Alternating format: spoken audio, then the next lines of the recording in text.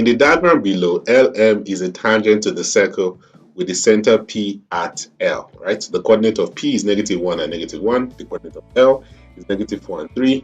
We also have M, which is 0 and 6, is a point on the y-axis. Now, the first sub-question says determine the inclination alpha of line PM. To get your angle of inclination, the formula we use is this. M is equals to tan alpha. So we are trying to find this alpha. So basically, alpha is more or less by saying tan to the power of -1 m. So the second function of tan m. To calculate our angle of inclination, the gradient is very important. Now, since we are working with the line of MP, we need to get the gradient of MP. The coordinate of m is 0 and 6. The coordinate of P is -1 and -1. So calculating your gradient, you're going to get.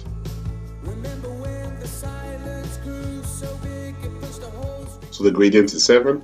Now to get your angle, I just need to put this in and put in 7. And this is going to give me, let's take out our calculator. So that's 81,87 degrees, okay? 81,87 degrees. And that will be your answer for the angle of inclination of alpha. So moving on to B. B says calculate the area of triangle PLM, okay? So now let's go to this. PLM is this. So we can extend this line, right? Let's connect P and L, right? So it actually looks like a triangle. There we go. Now, one thing we actually notice about PL is that PL is a radius. And from the question, we know that LM is a tangent. Now, if it is a tangent, we know that radius is perpendicular to tangent, making this 90 degrees, right? So if this is 90 degrees, it will help us get our question a little bit easier. Now, the area of a triangle is half base times height, okay? And more specifically, is half base times perpendicular height. Now, if we take ML as our base, it will mean that this is my perpendicular height. So all we just need to do to answer this question, right, is to figure out what the distance of ML is using distance formula, figure out what the distance or the length of PL is also using distance formula, then put it into the area of a triangle formula and you should have your answer. So let's do that real quick.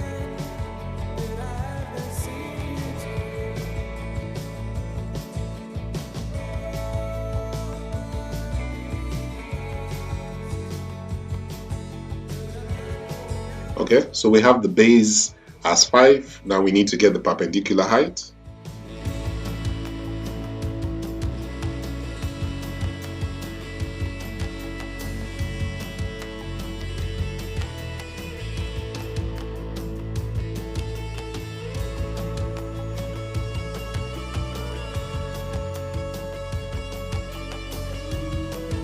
So the perpendicular height is also 5. So writing this is our answer. So the area of triangle PLM would be half times 5 times 5, okay? 5 times 5 is 25, so the total will be 25 over 2 units squared, right? We can leave it like this, or we could write it as 12,5 units squared, and that will be your answer. Let's move on to C.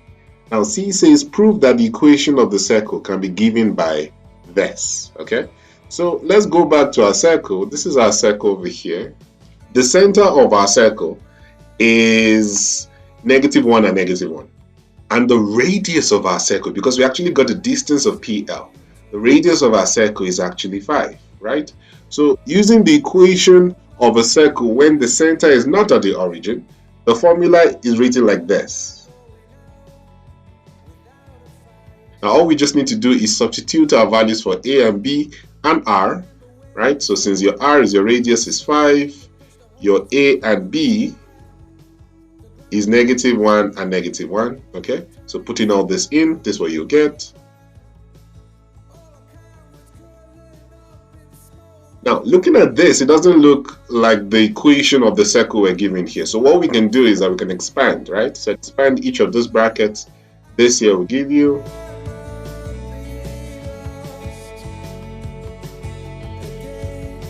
okay, we also notice that the number is on the left-hand side, so we move it over to the left-hand side. And rewriting this, you can see that we have x squared plus y squared plus 2x plus 2y. 1 plus 1 is 2. 25 goes over, becomes negative 25. 2 minus 25 is negative 23, which is exactly what we wanted. And that's it. So now let's look at D. Now we're going to do D1 and D2 together, right? We're going to do them simultaneously. Now D1 says determine the equation of the vertical tangents of a circle. And 2 now says write down the coordinates of the point of contact of the vertical tangents with the circle. Okay, so let's go back to our circle. Now they want vertical tangents to our circle. Okay, so a vertical tangent will more or less look like this. Okay, we could also draw another one on this side, also a vertical line. Now if we draw a line from the radius to the point of contact of our tangent, right, and also that case there, we could also draw it that way. We understand that this is 90 degrees, right, because of radius perpendicular to tangent. Okay, now because it is 90 degrees, we know that this whole line is going to be like a diameter, which means that this is parallel to that one over there. Now, if they are parallel, it would also mean that our y value is going to be the same, right? So if this is -1 and -1, it means that this would be -1 for the y coordinate. And this one also would be -1 for the y coordinate, because it's going to be a straight line through the line y is equals to -1. Okay, now our radius is 5, like we see over here.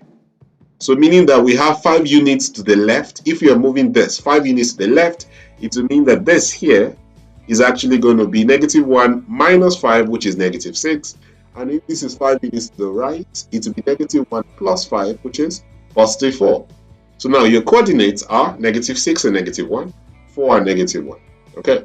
Now, because our lines are vertical lines, and vertical lines, the equations of vertical lines are x is equals to, right? Because it is a line passing through your x-axis.